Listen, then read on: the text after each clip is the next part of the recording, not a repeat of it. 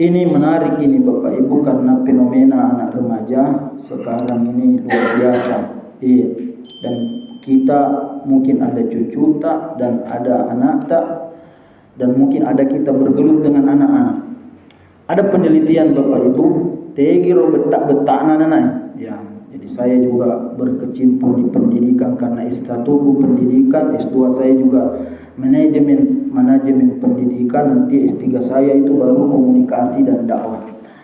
Ternyata Bapak Ibu ini penting. Ya betak-betak anak-anak ini itu usia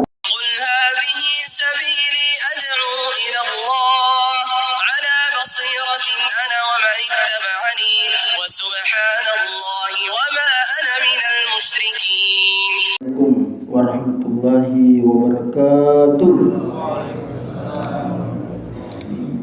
Alhamdulillahirabbil alamin. Al-qail fi kitabihil karim.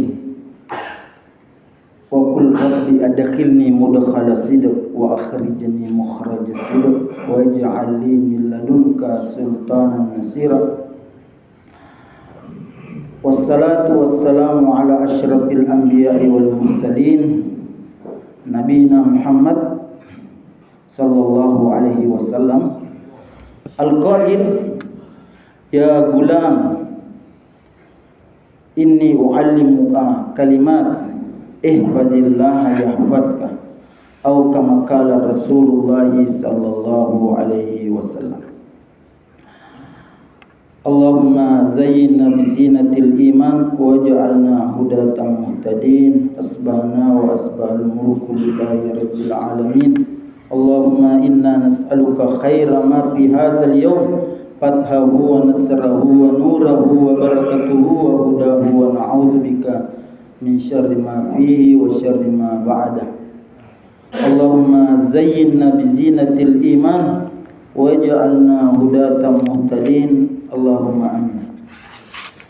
Allahumma salli ala Muhammad wa ala alihi wa ashabihi wa man tabi'ahum bi ihsanin ila yaumiddin. Amma ba'du. Hadirin wal hadirat, segenap orang tuaku, jamaah masjid, ibu-ibu dan bapak-bapak yang kita saling mendoakan semoga kita semua dirahmati, diberkahi dan diberi keselamatan oleh Allah Subhanahu wa taala. Amin.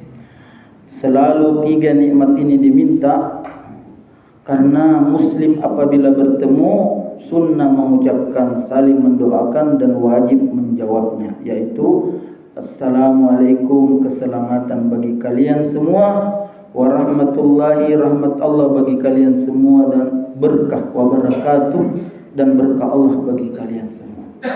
Ini yang selalu kita ucapkan sehingga tidak akan pernah ada ruginya seorang bertemu dimulai dengan salam dan diakhiri dengan salam. Apalagi bertemunya di dalam masjid yang selain doa manusia ada juga malaikat berdoa. Malaikat itu berdoa, Allahumma ghfir lahu warhamhu, ya Allah ampuni dia, rahmati dia. Berdoa terus malaikat itu di dalam masjid, didoakan hamba itu per orang. Di situ Allahumma ghfir lahu, bukan kum. Allahumma ghfir lahu, siapa pun. Tas satu-satu doakan malaikat. Kapan berhenti doa itu di malaikat doakan? Dua faktornya. Ketika dia meninggalkan tempat duduknya atau dia dalam keadaan batal wudunya. Itu dijelaskan dalam satu hadis. Jadi betapa banyaknya kemurahan Allah kita dapat. Berapa subuh kita dulu di sini, tidak terasa subuh ke-12, padahal baru beberapa hari diumumkan puasa miki besok. Ada miki ke-12, mau misa per-2. Sebentar sekali waktu itu. Ada di dalam kubur ditanya, kam labitha, berapa lama kau hidup di dunia? Jawabannya, qalu labithna yawman aw ba'da yawm. Sepertinya hidupkan di dunia 1 hari, setengah hari. Padahal Masya Allah, ada yang hidup 1000 tahun lebih. Kalau Nabi Nuh itu yang pernah saya baca 950 usia berdakwahnya, ditambah dia masih eksis 350 tahun. Sebelum dia diangkat menjadi dakwah, menjadi dai itu 450 tahun. Jadi sekitar 1600 lebih, kalau bukan 1800 lebih umurnya Nabi Nuh alaihissalam. Nah ditanya berapa lama aku hidup di dunia, kalau labithna yauman aw ba'da yaum. Apalagi kita ini 60, 70, 90 tahun. Sehingga Masya Allah, untuk itulah Allah memuliakan umatnya Nabi Muhammad sallallahu alaihi wasallam, karena diberikan ada kualitas amal di waktu-waktu tertentu. Ada satu malam yang ulama menyebutnya itu lebarannya malaikat. Jadi itu ternyata lebaran hari raya bukan cuma manusia. Kalau manusia hari raya siang hari, kalau malaikat hari raya itu malam hari. Hari rayanya malaikat itu tatanazzalu alaihimul malaikah Lailatul Qadar wa ma adraka ma Lailatul Qadar. Itu hari rayanya disebut oleh ulama bahwa hari rayanya malaikat itu malam, yaitu malam Lailatul Qadar. Yang kedua, hari rayanya malaikat itu adalah ketika malam nisfu Sya'ban, pertengahan malam 15 Sya'ban. Dan di situ Nabi memang menghidupkan malam nisfu Sya'ban dalam hadisnya, qumu lailataha wa sumu naharaha. Nabi menegakkan ibadah pada malamnya dan siangnya dia berpuasa. Bahkan ada riwayat mengatakan, diriwayatkan oleh ibu kita semua Ummul Mukminin Aisyah radhiyallahu anha, bahwa tidak ada puasa yang Nabi pun melaksanakannya puasa selain Ramadan, yaitu puasa Sya'ban. Tapi di hadis yang lain mengatakan Nabi tidak pernah juga tidak puasa di bulan Sya'ban. Di situ menandakan bahwa beliau yang memberi kita petunjuk bahwa bukan wajib, tapi beliau memang mempersiapkan segala-galanya memasuki bulan Ramadan. Sudah siap beliau menerima mengerjakan ibadah-ibadah sebelum memasuki bulan Ramadan. Hadirin jamaah salat subuh rahimakumullah, subuh ini kami hendak menyampaikan satu ayat yang menarik dan menjadi giat saya sebagai pendakwah di beberapa tempat. Kemarin saya ceramah di rutan, di lapas anak, dan ini bagus kita semua untuk prihatin. Ada ayat di dalam surah An-Nisa yang juga Muhammadiyah jadikan dasar dulu waktu Orde Baru sebagai pijakan bolehnya seseorang satu keluarga KB bolehnya satu keluarga mengikuti arahan pemerintah, ya kayak 2 anak cukup, yaitu a'udzubillahi minasyaitonirrajim, wal yakhshal ladzina law taraku min qalbihim dzurriyyatan di'afa khafu alaihim falyattaqullaha falyaqul qawlan sadida. Wal yakhshal ladzina, hendaklah seseorang takut, ya, lau taraku min khalfihim, dia meninggalkan setelah dia zurriyatan, anak, di'afa, lemah, ya, khafu alaihim falyattaqullaha falyaqul qawlan sadida. Dia khawatir, ya, dan hendaklah mereka bertakwa kepada Allah dan hendaklah berkata yang baik. Ini menarik ini Bapak Ibu, karena fenomena anak remaja sekarang ini luar biasa.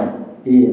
Dan kita mungkin ada cucu tak dan ada anak tak, dan mungkin ada kita bergelut dengan anak-anak.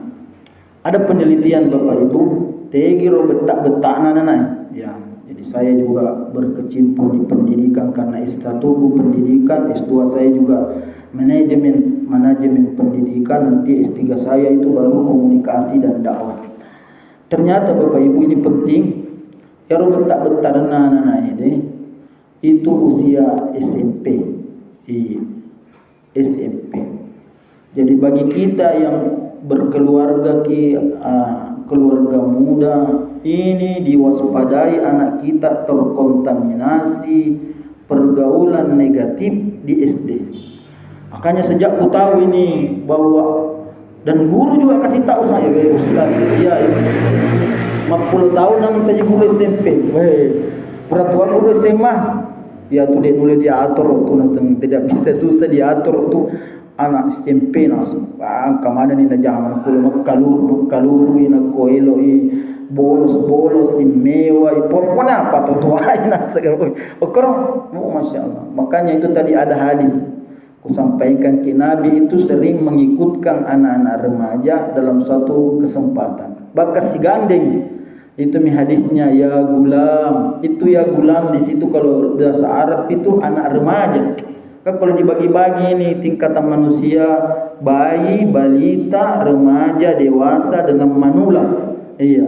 Dan ini yang riskan ini ketika dia remaja, riskan sekali. Dan kalau kita tidak perhatikan, kalau kita tidak atensi, bisa dia mendapatkan pergaulan yang sangat yang merusak diri. Karena itu biasa ada jadi curhat juga kayak ini ku kasih juga sebagai resep. Karena alhamdulillah dek perpuasa ngeliku berhasil, tapi dari segi menyelamatkan anak di usia SMP, satu cucu tak ini anakku ini selamat dari SMP karena dia ku kandang di Bogor. Istilahnya saya kandang itu anak.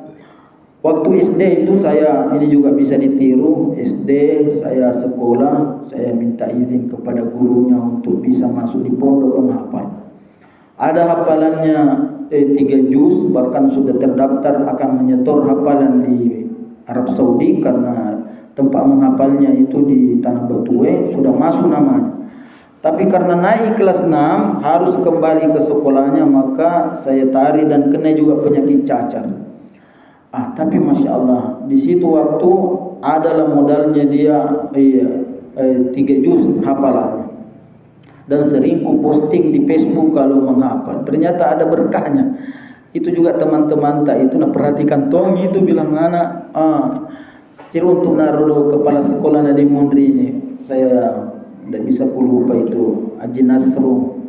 Beliau macam-macam kat hegan pas sekolah anakku ya. Wih, Allah Ta'ala runupaan apa yang bawa. Kenapa curhat kat beliau cari sekolah di mana? Maka dia, pernah aku lihat di posting anak tadi di Facebook menghafal. Ada sekarang sekolah dibuka PLN. Coba bisa itu lulus. Sekolah baru sampai siswa. Enak kong ka informasi mama lupa deh. Nasengin aku di asal lagi, aku impet tu lagi. Kenapa? Karena satu kebaikan. Saya pergi betul lulus dan saya pergi di PLN, Masya Allah diterima dan modalnya itu dia punya hafalan dipertimbangkan diterima dia di PLN. Tapi ujian belum berhenti. Ujian dia pernah selesai. As-sab'atu nar ditaruh 5 lulus. Saya punya anak COVID-19. COVID-19 dan COVID ini melarang orang kemana-mana. Memang, kok ini cerahku ya. Jannatul alhamdulillah. Ini juga pentingnya kita komunikasi dan berbaik sangka kepada apapun halangan rintangan yang mengenai kita. Jadi orang PLN di Sulsel kan itu yang membawai 3 provinsi, Sulsel Rabar itu yang di Jalan Hestas nih. Bilang tidak bisa ini ke Jawa. Jadi bagaimana Pak? Bilang batal dia masuk di pondok. Sudah minggu aku belikan sepatu baju, kami tidak bisa berbuat apa-apa. Bilang kenapa bisa? Bilang tidak ada yang bisa mendampingi dia ke sana. Gara-gara COVID ini lockdown. Jadi saya berusaha melobi, bilang bagaimana kalau saya yang antar Pak? Bilang tidak bisa, harus orang PLN kan atas nama PLN Sulawesi Barat, Sulawesi Selatan, Tenggara, berarti begitu. Masa tidak ada kebijakan untuk saya di anakku ini? Saya berusaha cari cara supaya bisa. Adalah saudara kita juga dari bagian dari pimpinan daerah Ustaz Nasruddin yang bagian masuk keluarga karena pamannya istrinya itu diperistri oleh sepupu saya. Beliau mencoba memberi saya ditolong caranya. Akhirnya dari Jakarta menelpon ke Sulsel Rabar. Nah bilang Tidak apa-apa itu, biar kerabatnya yang antar ke mana? Ke Jawa, ke pondok. Ya disetujui, tapi dengan syarat ada WA-nya bilang, anak kita harus rapid test dulu. Ya, bapak dan anak. Lo kan rapid test. Ini rapid test dulu. Dia pernah selesai ujiannya ya.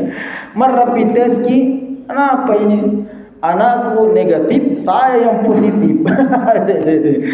Tapi alhamdulillah, dek kagak dena tidak putus ini apa? Cara untuk bagaimana supaya lolos. Kusuloi pak, pergi ke rumah rapid test. Kalau kau negatif baru negatif, baru ami anunya PLN di atas. Assalamualaikum, izin pak, alhamdulillah padahal ini sudah rapid test dan alhamdulillah negatif.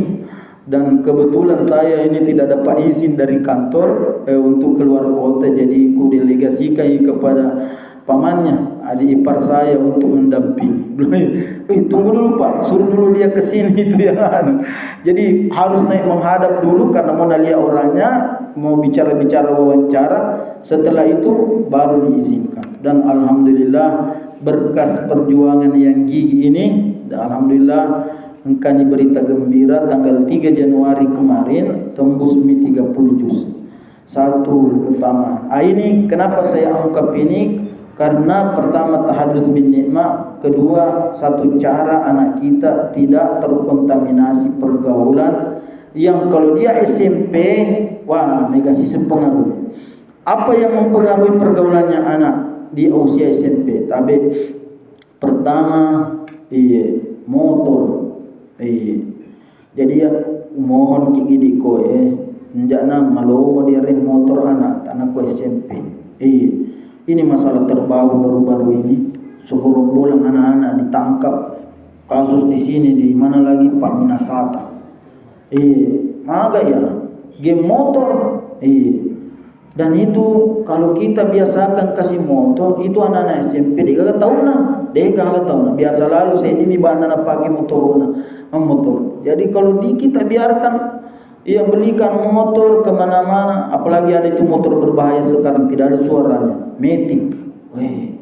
Ada satu perumahan itu di Makassar, rapid terli. Setelah anaknya kecelakaan, pecah kepalanya karena dia kasih motor. Ini kendaraan ini sama dengan pisau bagi anak-anak yang belum cukup umurnya. Bisa melukai dirinya, juga bisa melukai orang lain. Motor itu kalau dia kecelakaan sendiri, melukai diri. Tapi kalau orang lain tabrak, orang lain kecelakaan. Sehingga ini motor ini berusaha jangan kasih itu keluarga kutanai. Maka dia nasang aku macam motor marah melok sedina ganti lo ke dipasai agak masa anata diberikan itu memang sepintas bagus na bonceng kemana-mana, tapi paling na bonceng itu setengah jam na kuasai motor rodo 23 jam na kuasai motor itu berjam-jam, sehingga itu yang tidak bisa kita kendalikan. Dan saya ini salah satu peduli kecelakaan lalu lintas. Bapak Ibu, saya dapat data kemarin dari Polres Maros tahun 2024 itu orang mati di Maros 68 orang. 68 orang. Ini Maros saja. Kalau seluruh Indonesia orang mati di jalan raya, ini supaya juga ini kita berhati-hati biar juga anak-anak kecil orang besar 2024 yang tidak sempat mengikut Ramadan sama kita ini berapa? Ini data resmi, karena yang tidak tercatat tentu ada, karena yang di lorong-lorong itu kecelakaan tidak ada catat di kepolisian. Ini 27.000 orang mati. Berapa jumlah kecelakaan lalu lintas 2024? 1.150.000. 1.150.000. Betapa tingginya ini. Dan kalau itu korbannya cacat. Dan saya lihat sebagian orang pabrik-pabrik juga hanya gencar promosi untuk penjualan, tapi untuk berkendara dengan selamat tidak. Jadi kalau bukan kita yang punya kesadaran, di warning leta begitu keluar rumah berkendara, anak juga dibatasi dia berkendara, bisa dapat sesuatu yang tidak diinginkan. dan disinjai. Saya dari Sinjai baru-baru, alhamdulillah ya, kalau tidak ada halangan rintangan ini ya, tahadus bin nikmah ya, Universitas Ahmad Dahlan Sinjai mau buka pasca sarjana, tiba-tiba ya diminta ijazah S3 saya untuk dipakai membuka pasca sarjana, dan bisa juga menjadi dosen di sana. Di Sinjai itu Bapak Ibu, keluar peraturan bupati ya, kepala daerah melarang anak-anak sekolah untuk ya menggunakan motor ke sekolah. Karena faktor banyaknya itu anak-anak usia remaja, usia SMP, SMA di sana kecelakaan. Penting sekali ini Bapak Ibu nasabah, kasih bagogan ruduk merenak nyawa tak nako kasih usia elok ni menjadi produktif SMP, SMA tiba-tiba kecelakaan. Salah satu yang paling sedih itu ada itu kasihan di belakangnya Al-Markas di data. Ada itu penjual namanya Usman. Iya, pembuat peti apa lagi? Kaca. Iya, itu di depannya itu Al-Markas kasih kecelakaan berapa tahun yang lalu, anak-anak mati di situ. Nak kedai ustaz anu sisa dengan aku merenak nyawaku nasang anak aku kasih. Kalaupun sekarang terlanjur ada di motornya Bapak Ibu, adikna oleh kapurani diliang. Kalau saran saya, kalau bisa itu di setel gasnya motornya anak, tak suruh setelin. Lauka di bengkel, Pak bengkel. Mulai kalau di parno orang kencana motor, mulai ini itu motor. Terus setelin. Apa angkat motor diruin tak bucuk nak, begitu ditarik julun-julun, dan itu kalau sudah enak lari begitu kencang. Karena sudah terlanjur ada kendaraannya. Tapi kalau belum dibelikan motor, saya sarankan jangan belikan motor. Banyak korbannya, berpuluh-puluh orang meninggal di jalan raya. Pernah aku ceramahkan ini di Sudiang, itu bapak langsung respon saya, bilang Ustaz, saya anakku sekarang beranak pinak ada anak banyak cucu, kan saya supir Ustaz, saya kuliah itu kecelakaan anak-anak sekolah, anak-anak usia remaja, sehingga memang tidak aku belikan kendaraan. Ada bisa kak beli, tapi kuliah itu kecelakaan karena saya adalah pengemudi di jalan raya, ada mobilku 2 mobil PT-PT ku selingkuh. Kudapat itu bagaimana itu kelakuannya anak di bawah umur berkendara, sehingga tidak mau kak beli. Jadi ada anak aku sudah sampai punya anak tidak tahu naik motor. Karena itunya dia lihat, bayangkan. Jadi ini yang pertama yang merusak anak. Kalau ada motornya anak tak SMP, diharap sampai di sekolahnya 2 jika kemungkinan. Kalau anak itu agak ada masalah, lewati sekolah anak atau letuk di sekolah anak atau letuk di sekolah anak, 3 kemungkinan. Jadi ini yang penting kita perhatikan. Yang selanjutnya, kalau dia ada motornya, dia bergaul dengan kelompok-kelompok pemotor. Kalau kita biarkan dia jam 11, 12 belum pulang, sapa-sapa itu. Dia biasa nongkrong dengan anak-anak klub motor, dan disitulah dia biasa belajar apalagi style. Stana sedimi panan apake. Dan kalau ada didapat begini anak tak ketemu kena satu jibannya, langsung bersihkan. Ambil kunci kontaknya, baru parkir motor rede, kedai kuliah aku tadi satu jiban motor mau pakai. Jangan kukutan sana dulu motormu ini tidak aku kasih. Apalagi belum lunas cicilan. Begitu cara. Karena kalau kita biarkan masa sekali kimatu, menyesal nanti sampai luka patah cacat. Kalau cacat diharap bisa jadi polisi, jadi tentara, tidak bisa. Makanya itu kenapa orang kalau seleksi kepolisian itu saudara pocok di mana, di salam kanan, di tangannya, di kakinya, XK, OK, dilihat. Kalau ada cacatnya langsung dia dicoret bahwa dia tidak memenuhi karena konstruksi tubuhnya mengalami disposisi tidak sesuai di tempat. Ini salah satu penyebabnya adalah motor. Jadi motor ini banyak sekali, dan penelitiannya bukan penelitian data. Mantan Kapolres Maros pernah memposting di Facebooknya yang mengangkat saya sebagai Dai Kamtibmas. Beliau sekarang di Dirkor Lantas Mabes Polri pernah memposting 74% kecelakaan lalu lintas adalah penyebabnya adalah motor. Motor paling banyak. Bayangkan 74%, kalau bukan 74% kendaraan bermotor. Sehingga ini penting sekali, terutama generasi kita SMP, SMA. Kalau belum dibelikan kendaraan, jangan dulu belikan kendaraan. Kalau mau dibonceng orang, lebih bayar masudah kita 10.000, 20.000 daripada dicicilkan motor dengan alasan bisa kena gandeng kemana-mana. Lebih baik jasa Grab yang bonceng kita daripada anak tak yang mungkin 1 jam ni 2 jam ni nagai bonceng kita, tapi nak pakai ni sepuasnya motornya, dan dia bisa narusak tubuhnya karena kecelakaan, bisa juga narusak akhlaknya karena melalui motor itulah pergaulannya semakin luas, semakin banyak, dan disitulah dia terkontaminasi zurriyatan di'afa, lemah lemah agamanya, lemah imannya.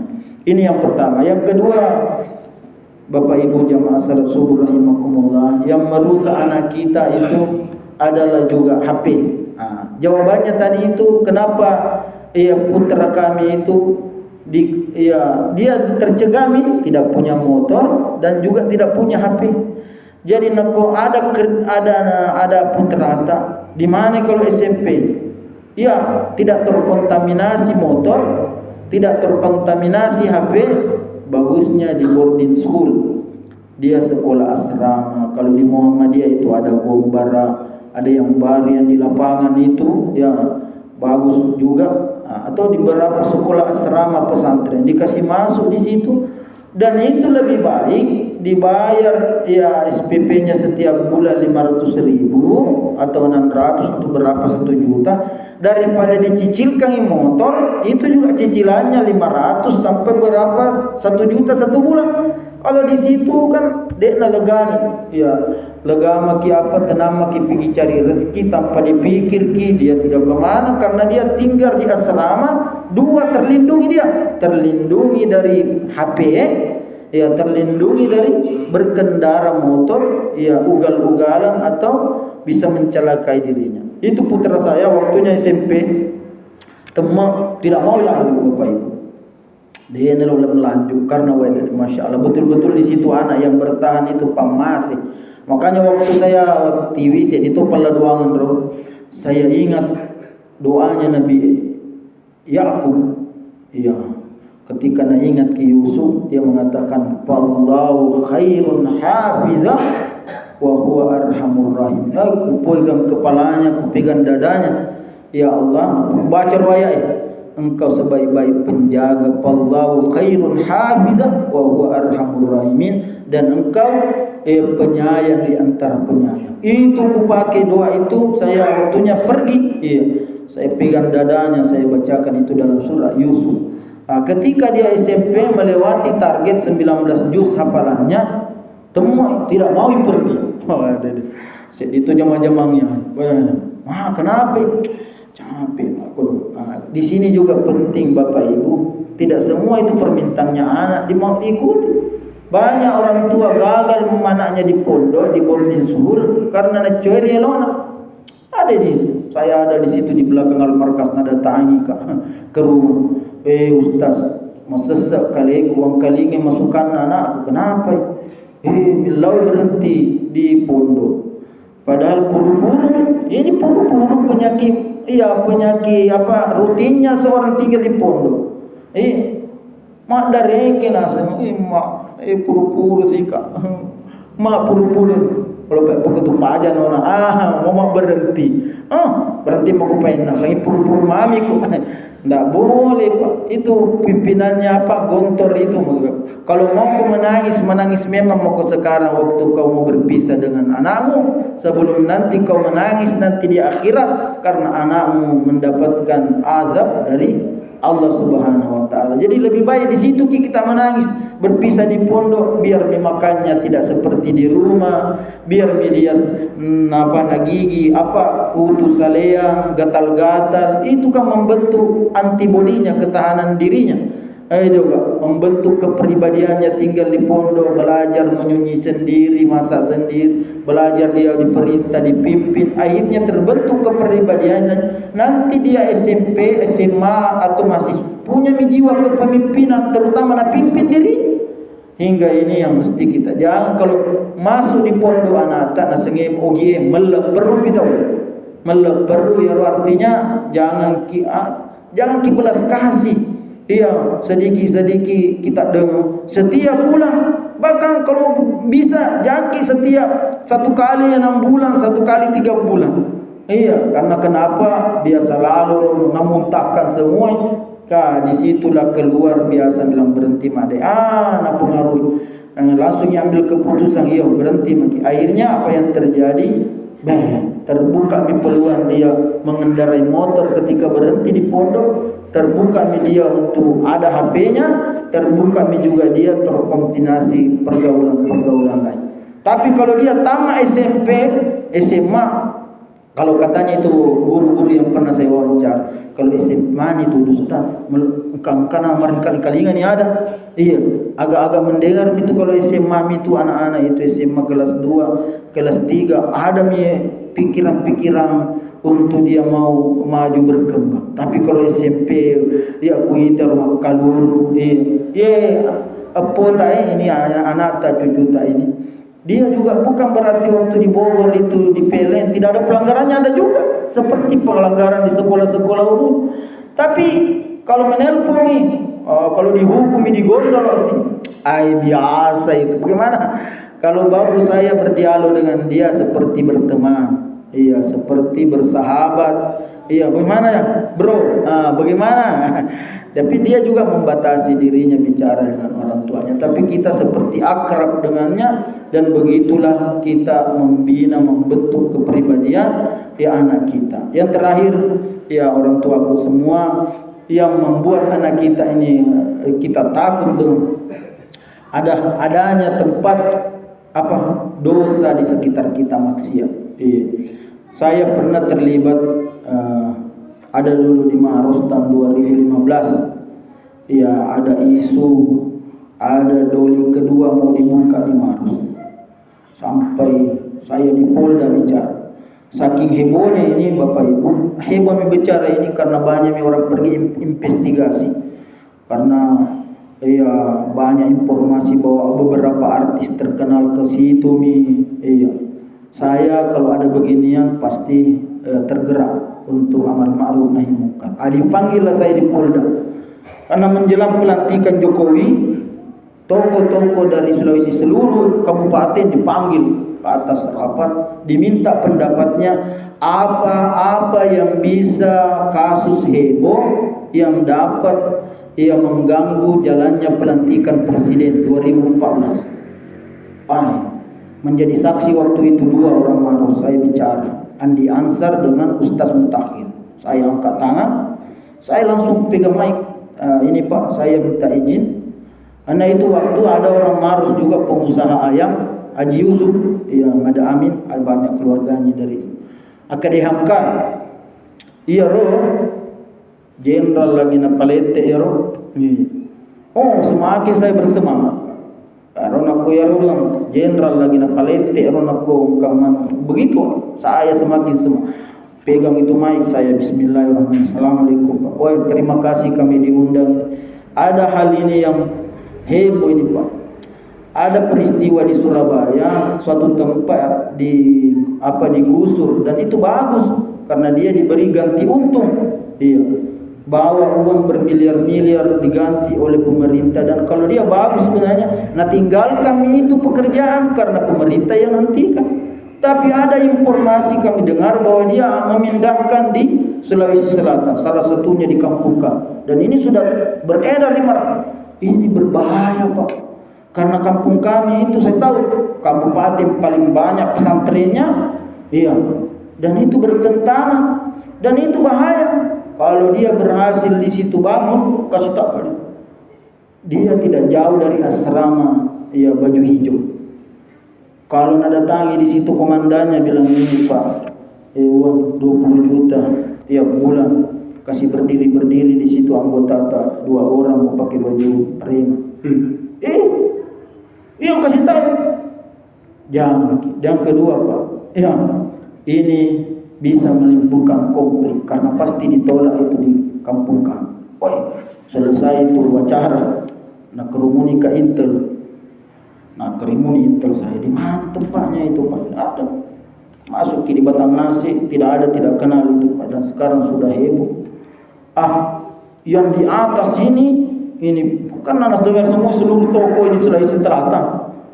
Ini di atas ditembuskan ke Polres Maros. Ditembuskan ke Maros. Rapat lauran di DPR. Ya. Diundang saya karena yang mengangkat isu ini. Yang jemput juga isu-isu di DPR ini ada anggota dewan biasa juga ceramah di sini Ustaz Hafiz. Dia jemput ini kasus. Di situ di DPR bicara, ada komandan Kodim, ada Kapolres, saya bicara. Ada analogi kekuangkan Bapak ini. Kita tidak boleh ada tempat maksiat di Maros ini, Pak. Kasih logika. Sekolah anak pesantren 3 tahun SMP Sanawiyah. Sekolah alias 3 tahun. Ada tempat maksiat di sekitar kita yang dibiarkan dia di situ eksis. Dia melanggar perda, melanggar norma-norma agama, asusila. Kita tidak bergerak, dibiarkan.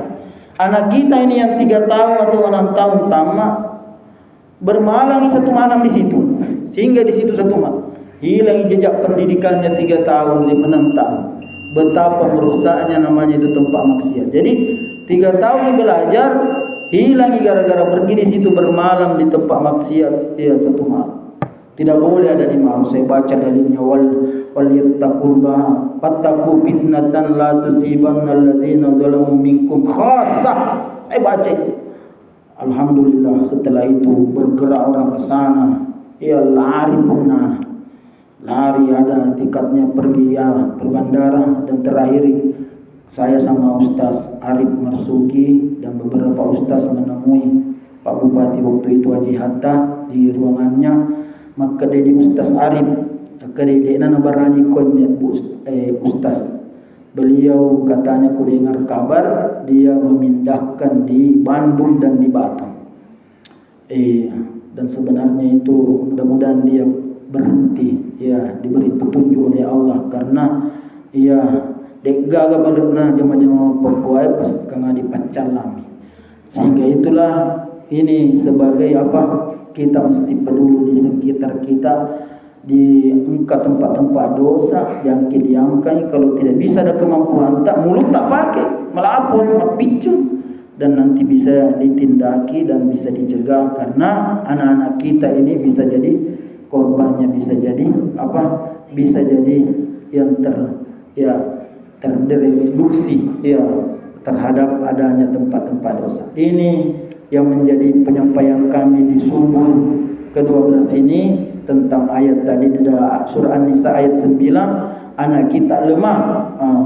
Wal yakhshal ladzina law taraku min khalfihim dzurriyyatan anak yang lemah, lemah imannya, lemah ketakwaannya.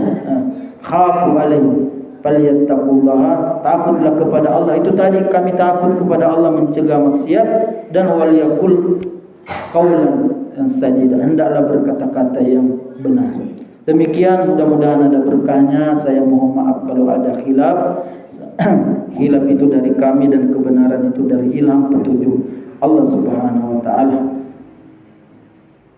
Sekian, wa akhiru da'wana alhamdulillahi rabbil alamin. Subhanakallahumma wa bihamdik asyhadu an la ilaha illa anta astaghfiruka wa atubu ilaik. Assalamualaikum warahmatullahi wabarakatuh.